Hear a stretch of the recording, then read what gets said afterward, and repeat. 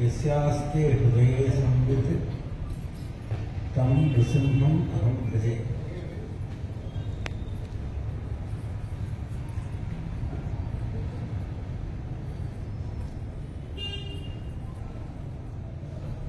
ఇప్పటి వరకు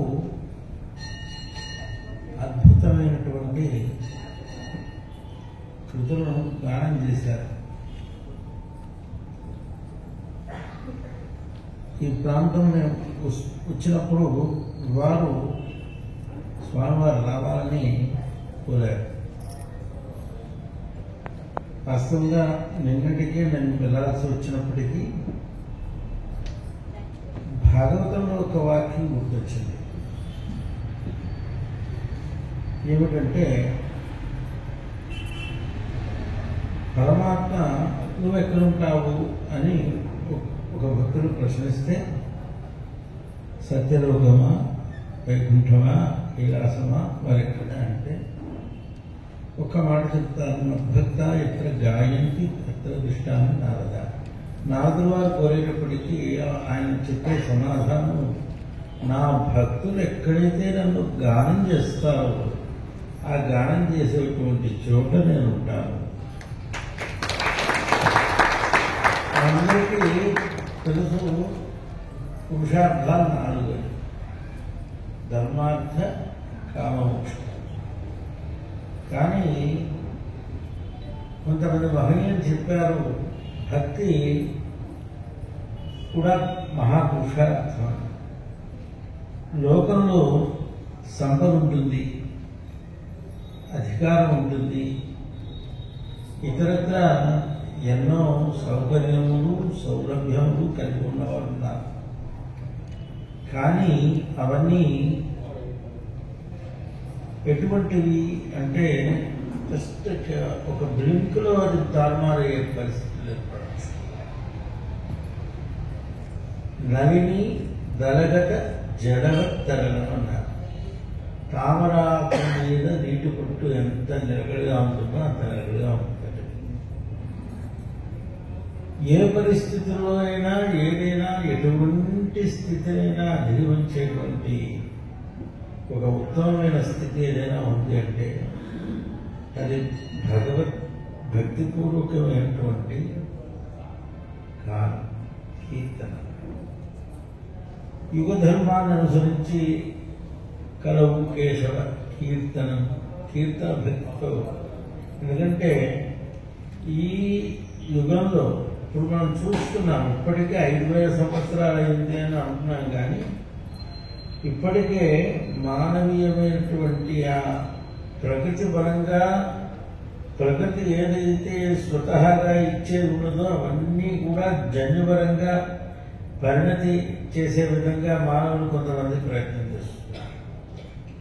మనం తినేటువంటి ఆహారం దగ్గర నుంచి, పదార్థాల దగ్గర నుంచి ఏది స్వచ్ఛంగా ప్రాచీన కాలంలో మన పెద్దలు అనుభవించిన రీతిలో మనకి ఈరోజు లేదు. అన్ని జన్యుపరంగా మార్పు వస్తుంది. ఆఖరికి మానవుల యొక్క విలువల విషయంలో కూడా ఎక్కడా కూడా ఒక ఐక్యత, సమైక్యత ఇవన్నీ పోతున్నాయి. అట్లాంటప్పుడు అన్నింటినీ సమన్వయం చేయగలిగేటువంటి ఏకైక వేదిక ఏదైనా ఉంది అంటే అందరినీ కూడా మైమర్పించగలిగేటువంటి ఒక వేదిక భక్తి పూర్వకమైనటువంటి భగవద్గీతం. అందులో వాగేయకారులందరూ ఆ పరమాత్మని మీరు మేము ఎంత ప్రత్యక్షంగా ఈరోజు అనుభవించి ఈ యొక్క కీర్తన యజ్ఞాన్ని మనం చేశాము. ఆ విధంగా ప్రత్యక్షంగా మహానుభావులు త్యాగరాజస్వామి వారు, రామదాసులు వారు, అన్నమయ్య మొదలగు మహనీయులు వాళ్ళ అనుభూతిని పొంది అనుభూతిని వారి వరకే ఉంచుకోకుండా అది గ్రంథస్థం చేసి ఆస్తిక లోకానంతటికీ కూడా అందజేశారు. వారు ఒక్కసారి రచించినటువంటి కీర్తన, వారు పాడిన కీర్తన అజరామరమై ఉన్నది. ఆ కీర్తన వారు పాడి ప్రత్యక్షముగా రామదర్శనం చేశారు. గోవింద దర్శనం చేశారు. కానీ అదే కీర్తన మనం పాడినా అంటే మనము అంత శ్రద్ధాభక్తితో అంతఃకరణ శుద్ధితో ప్రయత్నిస్తే తప్పగా మనకి కూడా అనుభూతి కలుగుతుంది. సమాజంలో ఈ భగవత్ పరమైనటువంటి సంగీత వ్యాప్తి, ముఖ్యంగా రామదాసు గారు, కలిగి ఉన్న గంగమాంబ గారిది, ఇంకా మన తెలంగాణ ప్రాంతంలో అనేక రచయితలన్నీ కూడా తీసుకుని దాన్ని బహుళంగా సమాజంలో ప్రచారం చేయాలనేటువంటి ఒక లక్ష్యంతో శ్రీనివాస్ యాదవ్ గారు దాన్ని గతంలో మాకు మా కృష్ణరాజు గారి ద్వారా వారు పరిచయం, వారు చేసినటువంటి అనేక సందర్భాల్లో వారు ఆహ్వానించడం జరిగింది. దైవ కృప ఈరోజు ఇక్కడికి రావటం, మీ అందరి యొక్క గానాన్ని, సమష్టి గోష్ఠి గానాన్ని విని ఆనందించి మిమ్మల్ని అందరినీ కూడా ఆశీర్వదిస్తున్నారు. మా గురువు గారు జగద్గురు భారతీదేశ్వర స్వామి వారి యొక్క దివ్య రచన కూడా మీరు పాడారు, చాలా ఆనందం. అది ఎట్టివారికైనా సరే మన మనుగడికి ఏమిటి వస్తున్నది అర్థం అంటే అనేక బాధలు, తాపం. ఏదో సుసంపన్నమై వేల లక్షల కోట్లు ఉన్న వాడికి ఆరోగ్యం వస్తుంటే రాదని ఏం లేదు కదా. ఎంతటి వాడికైనా ఏదో ఒక దశలో అట్టి తాపం ఎలా వచ్చింది? దానికి కారణం అంటే దానికి కారణం పాపాన్ని. ఆ పాపాన్ని పోగొట్టుకోవాలంటే ప్రస్తుత బాంధవుడైనటువంటి ఆ పరమాత్మని గానం చేయాలి. అట్లాంటి ఒక గానం సామాన్యమైనటువంటి వారు ఏ పరిశ్రమ లేకుండా రామా అంటే చాలుట వాడు ధరిస్తారు. అట్లాంటిది సాక్షాత్ జగద్గురువులు మా అందరికీ కూడా నడిచే దైవం. అట్టి మహనీయుల యొక్క వాగ్రూపమైన గంగగా ప్రవహించినటువంటి ఆ గౌరగమన నిత్యము ప్రతి ఒక్కరి ఇంట కూడా పూజలో పాల్గొన్నప్పుడు నిత్య పఠనీయమైనటువంటి ప్రార్థన అందరికీ పాపతాపములు పోయి క్షేమంగా ఉండాలని. ఆ భగవంతుడ శ్లోకంలో ఏం చెప్తారంటే జగద్గురు శంకరాచార్యులు, ధ్యేయం గీతా నామసహస్రం, ధ్యేయం శ్రీపతి రూపమజస్రం, జ్ఞేయం సజ్జన సంకేతిత్తం, ధ్యేయం దీన జనాయచ విత్తం. హృదయంలో పరమాత్మని శ్రీపతిని ధ్యానించి ఆ భగవాన్ని స్తుతించు, నీ యొక్క చిత్తవృత్తిని సత్పురుషుల యొక్క సాంగత్యంలో అర్పించు, నీకన్నా దీనులైనటువంటి వారు చేయుతని సహకరించు అని. అట్టి ఆ విషయాలను మనం జ్ఞప్తిలో పెట్టుకున్నాం. ఆ భయంగా మనం ఉన్నట్లయితే ఈ సంగీతం మనకి ఉపకరిస్తుంది. దీనివల్ల ఉదాహరణకి బాగా ఆనందంగా పరవశించి తాళం వేసేటప్పుడు లేదా మనల్ని తెలవకుండానే మన శరీరంలో ఉన్నటువంటి ఆ 72,000 నాడులు స్పందిస్తాయి. నేను ప్రత్యక్షంగా చాలా చోట్ల చూశాను. చక్కగా శశాస్త్రీయమైనటువంటి ఆ సంగీత సేవ జరిగేటప్పుడు పసిపిల్లలతో సహా, ఆఖరికి మా ఆశ్రమంలో అనేక ఈ కీర్తన రూపమైనటువంటి సేవ జరుగుతున్నప్పుడు మా పశువులతో సహా ఆనందంగా పరవశిస్తుంది. అట్లాంటిది భగవంతుడు మనకి ఇచ్చాడు, మంచి సహృదయం ఇచ్చాడు, ఈ ఉపాధి ఇచ్చాడు. అలాగా మనం మిగతా జీవుల వలె జీవించుకోవటమే కాక భగవత్ భక్తితో మనం జీవిస్తే, ఆనందంతో కీర్తిస్తే ఈ జన్మ చరితార్థమవుతుంది.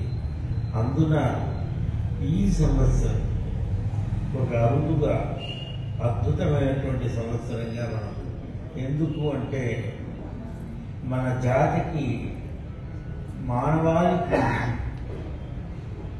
మకుటమైనటువంటి ఆ చక్రవర్తి, ఆ రామచంద్రుడు యొక్క ఆవిర్భవించినటువంటి ఆ పవిత్ర జీవిలో ఏనాడో ఎవరు వచ్చి వాటిని ధ్వంసం చేసి ఇది చేసినటువంటి ఆ ప్రాంతంలో భవ్య సుందరమైనటువంటి మందిరాన్ని నిర్మించి ఎవ్వరూ ఊహించినటువంటి రీతిలో ఆ ప్రతిష్ట గావింపబడేటువంటి శుభ సందర్భమున అందరం కూడా మా గురుదేవులు ఆదేశించారు. ఏమని? ప్రతి ఒక్కరూ ఆ యొక్క ప్రతిష్ట అయ్యేంత వరకు అని ఆ కార్యక్రమం నిమిత్తం, లేకపోతే నిత్యము అని అనుకోవాలి. ఆ రామనామాన్ని అందరూ గానం చేయండి, ఆ రామనామాన్ని గ్రహించండి. ముఖ్యంగా ఆ రోజున మా గురువుల యొక్క ఆదేశం ఏంటంటే ప్రతి చోట ఆ రామచంద్రుని యొక్క ప్రతి ఇంటాన్ని ప్రధానమంత్రి అన్నారు. ప్రతి క్షేత్రంలోనూ అందరూ సమిష్టిగా చేరి దివ్యమైనటువంటి రామనామము, ఈ భద్రాచల రామదాసుని యొక్క దివ్య కీర్తనలు ఇవన్నీ చేస్తే మనకున్నటువంటి ఈ సమాజంలో ఉన్నటువంటి నేటి కాలపు మార్పులన్నీ పోయి చక్కటి ప్రాచీనమైనటువంటి ఆ రామానుగ్రహం రామరాజ్యంలాగా శోభిల్లటానికి అవకాశం ఉంటుంది, భక్తి కలుగుతుంది. మన సమాజంలో ఈరోజు ఏమీ లేదంటే భక్తి లేదు.